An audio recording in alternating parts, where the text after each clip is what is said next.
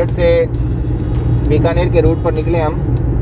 NH national highway number 62 है ये, और सर्दियाँ, खिलती सर्दियाँ हैं और इसलिए जनवरी का मौसम है। हल्की हल्की धुंध चारों तरफ छाई हुई है। साइड में, लेफ्ट साइड में अगर देखें तो ये सरसों के पीले पीले फूल दिखाई दे रहे हैं, और इसी तरीके से सूर्य नारायण भी निकलने की कोशिश करते हुए। तो प्रतिभा जी, आज इस रूट पर हम चले हैं बीकानेर की तरफ, national highway number 62, right. Very, ये यहाँ हाईवे के ऊपर जो माइल्स दिखाई दे रहे हैं उसके अकॉर्डिंग हम अहमदाबाद की तरफ जा रहे हैं 964 किलोमीटर्स, और जोधपुर 465, बीकानेर 198, सूरतगढ़ 28। इसी रूट पर अगर हम चलते रहें तो हम जा सकते हैं अहमदाबाद, जोधपुर, बीकानेर। तो हमारी मंजिल केवल बीकानेर तक है।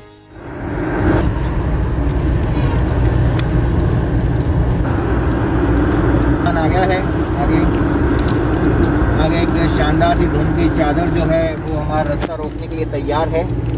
किंतु प्यारे दोस्तों, धुंध की एक खासियत होती है कि जैसे जैसे आप पास जाते जाएंगे आपका रास्ता क्लियर होता जाएगा। ऐसा लगेगा कि धुंध आगे और है, थोड़ा दूर और है, आगे शिफ्ट हो गई है।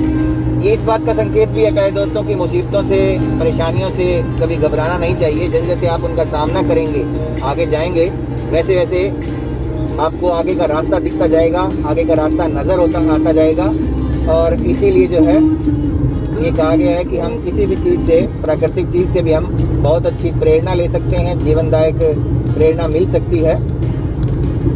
इसका मतलब ये है कि जो भी तुम्हारी समस्याएं हैं उनका सामना करो और आगे बढ़ते रहो, हार मत मानो कभी। उससे आगे का रास्ता अपने आप आपको स्पष्ट होता जाएगा। शुरू में ऐसा लगता है कि आगे रास्ता ही नहीं है, बिल्कुल बंद हो गया है, अब मैं क्या करूँगा, कहाँ जाऊँगा।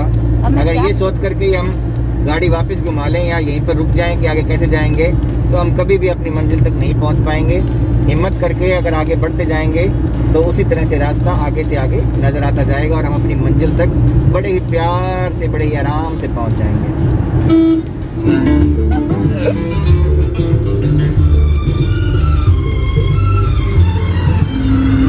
नीले नीले अंबर पर चांद जब आए, प्यार बरसाए, हमको तरसाए, ऐसा कोई साथी हो, ऐसा कोई प्रेमी हो, प्यास दिल की बुझाए। ये देखिए किन्नों का बहार, यहाँ खड़ोत में किन्नों के बाग लगते हैं, इसीलिए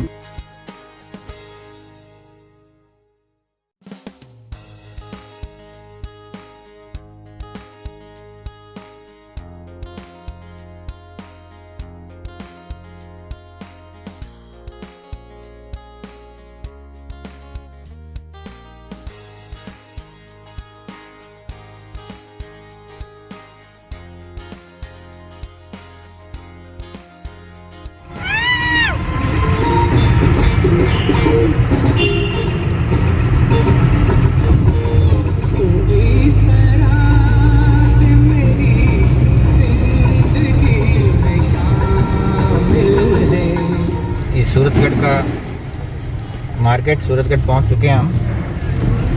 आज संडे के कारण बाज़ार में गहमा गहमी कम दिखाई दे रही है, नहीं तो ये बहुत ही व्यस्त होता है बाज़ार।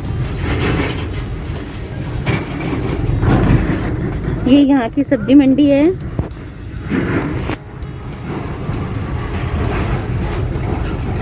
मुझे तो सब्जी मंडी, फल फ्रूट यही दिखते हैं सारे दिन। हाँ, अपनी रसोई को संभालते रहते हैं हम। ये मिलिट्री एरिया होने के कारण बाज़ार में फौजी हलचल भी दिखाई देती है। रास्ते में हमें फौजी गाड़ियाँ भी मिली थी, और दुकानों पर भी यदा फौजी जो है अपना ज़रूरत का सामान लेने के लिए बाहर आते हैं, वो दिखाई देते हैं।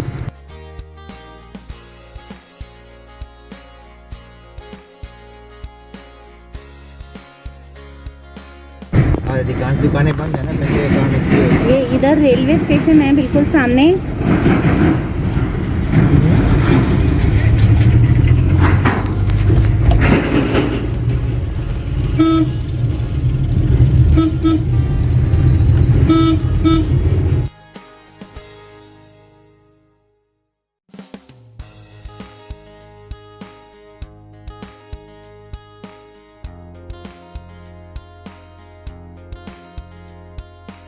कि सूरतगढ़ से निकलते ही रेत के टीलों ने हमारा स्वागत किया है। रेत के टीले, सैंड ड्यून्स, जो कि राजस्थान की पहचान है। यहाँ से स्टार्ट हो जाता है। देखिए रेत के टीले दूर से बहुत सुंदर दिखाई देते हैं। बिल्कुल बारीक रेत होती है। इस रेत की खासियत ये है कि आप अपने वस्त्रों पर, कपड़ों पर अगर रेत डालेंगे, ये जो है सारी निकल जाएगी, कपड़ों में रेत रहेगी नहीं। नॉर्मल जो अपने घर में अगर बच्चों के कपड़े रेत में हो जाते हैं तो उसको कितना ही साफ करते रहो, झड़काते रहो, वो नहीं झड़कते। और इसका अपना अलग ही आनंद है। इसका मतलब पापा हम इसमें लौट कर आ सकते हैं और मम्मी हमें डांटेगी भी नहीं? अरे ये मम्मी पर डिपेंड करता है बेटा। जो टीवी में दिखाते हैं वो मम्मी नहीं डांटती है, क्योंकि दाग अच्छे होते हैं। लेकिन इस मम्मी के जो है वो हाथ अच्छे हैं। ठीक है। टीलों के अंदर जो है वो रातें काफी ठंडी होती हैं और दिन बहुत गर्म हो जाते हैं, बहुत जल्दी गर्म होते हैं। रेत के ऊपर बिछी हुई सड़क, बिल्कुल लंबी दूर तक सड़कें राजस्थान में दिखाई देंगी आपको। दूर दूर तक लंबी सड़कें सीधी रेत के टीलों के ऊपर बिछाई होती हैं। मोड़ बहुत कम नजर आते हैं। ये मोड़ हमारी नजर आया। इसके बाद अगर हम देखेंगे तो बहुत दूर तक एकदम लंबी सीधी बिछाई हुई सड़क दिखाई देगी, जैसे किसी ने रोल कर रखी है और उसको एकदम टीले के ऊपर ला करके बिछा दिया हो। बिल्कुल सीधी सीधी सड़क, एकदम ऊंचा, जैसे टीले के ऊपर ही सड़क है सीधी, क्योंकि इसीलिए टीले के आकार की बन जाती है। ये रेलवे ट्रैक इस रोड के साथ साथ चलता है। और ये देखिए सड़क, जैसा मैं आपको बता रहा था, बिल्कुल सीधी दूर तक सड़क दिखाई दे रही है। आगे इसी तरह की सड़क आपको और दिखाएंगे वीडियो के अंदर, जो दूर तक एकदम आपको क्लियर नजर आएगी, बिछी हुई सड़क।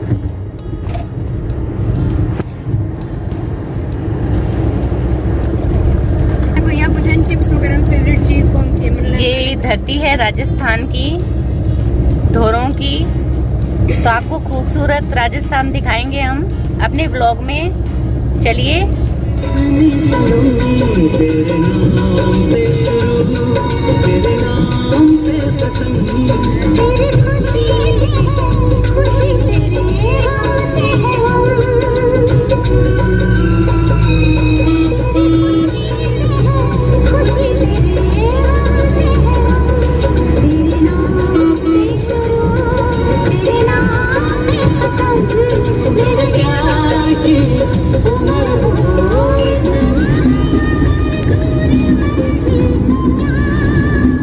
रास्ता भी है मुश्किल तो क्या,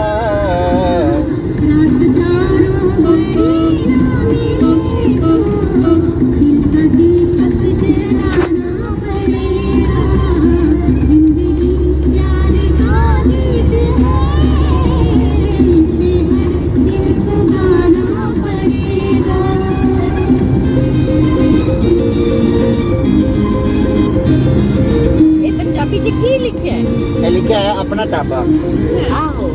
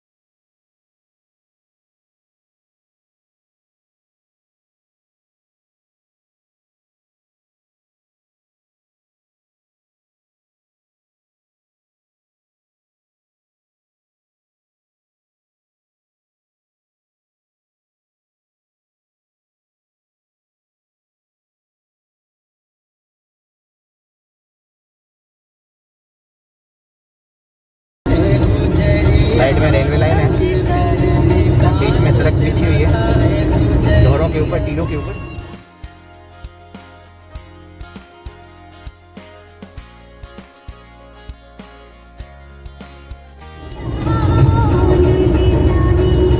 मायके की दिशा में लेके चला ये बैठोगिया, मायके की दिशा में।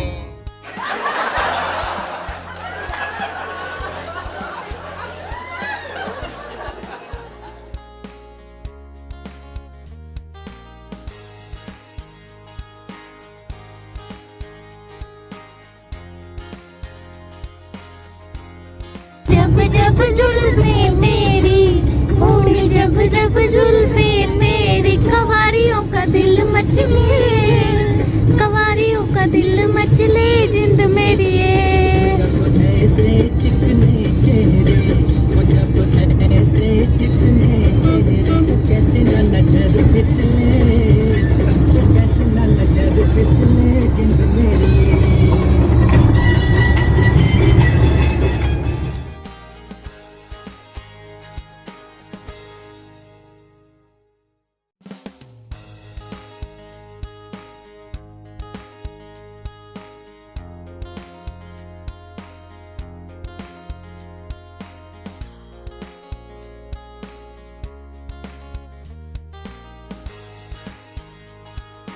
तो डरती रखा डर के बंद बारियां, अखां विच पोटर गणदा लोटर दोना गलियां, जुत्ती खटियाल दियां।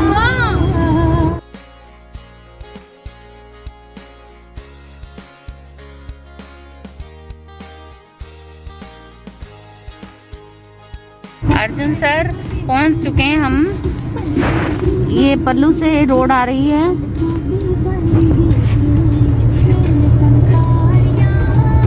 हनुमानगढ़ से 2 रास्ते बनते हैं, रावतसर होकर के, रावतसर पल्लू, और यहाँ अर्जुनसर में आकर के वो रोड मिल जाती है। और ये दूसरी रोड सूरतगढ़ होकर जिस रूट से हम अभी आए हैं आपके सामने,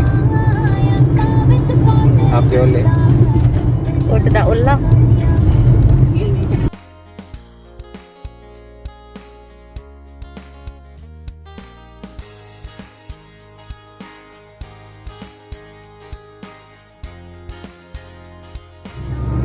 सुबह चले थे उस टाइम में धुंध और मौसम थोड़ा बंद बंद दिखाई दे रहा था, लेकिन अब जैसे जैसे दिन निकला है उस तरह से सूरज की रोशनी भी फैली है और चारों तरफ उजाला हुआ है, मौसम साफ दिखाई दे रहा है। यहाँ वनस्पति में चेंज देख सकते हैं थोड़ा।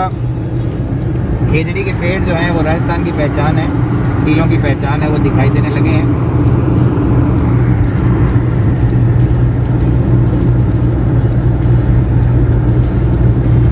आजकल राजस्थान में भी आनंद जी ये पानी लग गया है, तो थोड़ा थोड़ा आपको हरियाली भी दिखाई देगी जगह जगह। सरसों दिखाई दे रही है मुझे बीच बीच में। हाँ जी, टीलों के ऊपर खेजड़ी के पेड़ लगे हुए हैं। खेजड़ी जो है राजस्थान का सबसे बड़ा धन माना जाता है, क्योंकि इसकी छाल जो है पशुओं के लिए प्रयोग होती है, अन्य औषधीय कामों में भी प्रयोग लेते हैं। इसके अलावा इसके फल लगते हैं जिनको सांगरी बोलते हैं। और राजस्थान की शाही सब्जियों में सांगरी की सब्जी मानी जाती है। शादी ब्याहों में सांगरी की सब्जी बनाई जाती है, और आपको शायद इसके रेट सुनकर बड़ी हैरानी होगी। 10-20 रुपए किलो? नहीं जी, ये पूरी सब्जी 1000 रुपए किलो के हिसाब से बनती है। तो इतनी सारी बहुतायत में उपलब्ध है, फिर भी इतनी महंगी? इनका प्रोसेस बहुत लंबा होता है आनंद जी। इनको वजन भी काफी हल्का होता है। हाँ जी, ये ना तोड़ के पहले उबाल के सुखाई जाती हैं, फिर इनको प्रयोग में लिया जाता है। उसके साथ में कमल के बीज और कौंच, कमल गट्टे और काजू, बादाम, किशमिश, इसीलिए शाही सब्जी है। हाँ जी, सभी चीज डालकर बनाया जाता है। तो इसका रेट काफी हाई पड़ जाता है, बजट काफी हाई होता है। और राजस्थान में कहा जाता है कि जिसकी शादी में सांगरी की सब्जी है वो शाही है। अगर किसी ने खाई है तो कमेंट डाउन बिलो। हाँ जी, अगर आपने खाई है, में से किसी ने, हमारे व्यूअर्स में से किसी ने ये सब्जी पहले खाई है तो अपने कमेंट लिखें। प्रतिभा जी, आप? मैं आज महाजन में हूँ और आप जैसे देख रहे हो कि मिट्टी का काफ़ी सामान है यहाँ पर। ये यहाँ के ना मटके बड़े मशहूर हैं कि पानी ठंडा रहता है। आप गर्मियों में फ्रिज को भूल जाओगे अगर आप यहाँ का इसमें मटके में पानी रख के पियोगे। और आपको पता है कि फ्रिज हेल्थ के लिए अच्छा नहीं है। राजीव दीक्षित जी बताते हैं हमें जैसे कि फ्रिज का पानी हमें नहीं पीना चाहिए, बॉडी टेम्परेचर से काफ़ी ठंडा होता है वो ज़्यादा। तो हमें ना मटके का पानी यूज़ लेना चाहिए। तो आप ये महाजन के मटके देख रहे हो, ये मटके बड़े ही मशहूर हैं यहाँ के। और आप जैसे देख रहे हो उधर ये मटकों का गोदाम मान लो आप तो इसे, कि बहुत ही ज़्यादा मटके हैं यहाँ पर। और यहाँ से हम लेके जाते हैं मटके, मिट्टी का सामान और सभी यहीं से परचेज करती हूँ मैं ज़्यादातर। कि आगे मिट्टी का आपने जैसे देखा है मेरे रसोई में भी मिट्टी का सामान है। तो चूल्हे भी हैं यहाँ पर। तो आजकल आप जानते हैं जैसे घरों में है ना क्या है कि बंद घर हो गए, हम चूल्हा जला नहीं सकते, तो कम से कम हेल्थ के लिए मिट्टी के बर्तन प्रयोग में ला सकते हैं। तो हम मिट्टी के बर्तनों को प्रयोग में लाने के लिए मैं यहाँ पे आई हूँ। और आपने जैसे कई बार किचन में देखा भी है कि मैं मिट्टी के बर्तन प्रयोग करती हूँ, तो मैंने यहीं से मिट्टी के बर्तन लिए हुए हैं। तो आज हम पूछते हैं इनसे कि मिट्टी के बर्तन कैसे बनाते हैं, क्या है और उनकी उपयोगिता क्या है। 1 2